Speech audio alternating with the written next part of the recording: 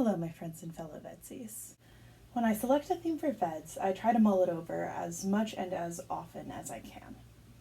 Sometimes this is just to get me in the right headspace, sometimes it's straight up brainstorming for a video, but sometimes there's a third kind of thinking, a genuine moment of reflection.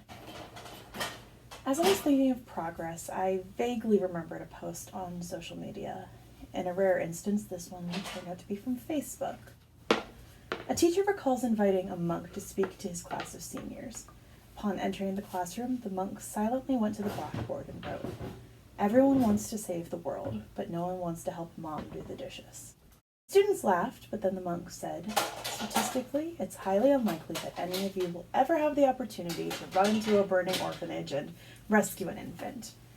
But, in the smallest gesture of kindness, a warm smile, holding the door for the person behind you, shoveling the driveway of the elderly person next door, you have committed an act of immeasurable profundity, because to each of us, our life is our universe."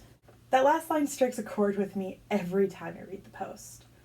We often think of the butterfly effect as a bad thing. The notion that we can alter the course of history without even trying is a daunting concept. However, it can also be beautiful. Something small you might perceive as meaningless can make someone's entire day or even change their perspective on the world. And if you think about every good thing they do because of you and the good that's done because of them, the web of potential goodness is beautiful and immense. But of course, these moments are rarely glamorous. I don't like doing the dishes, but I do it because as much as I dislike it, it actively makes my dad nauseous, and I don't want him to suffer because I dislike a chore.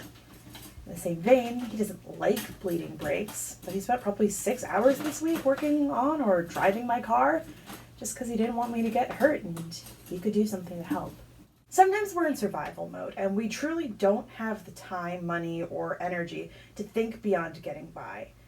I certainly understand that, and I don't want to diminish or guilt anyone currently in that position.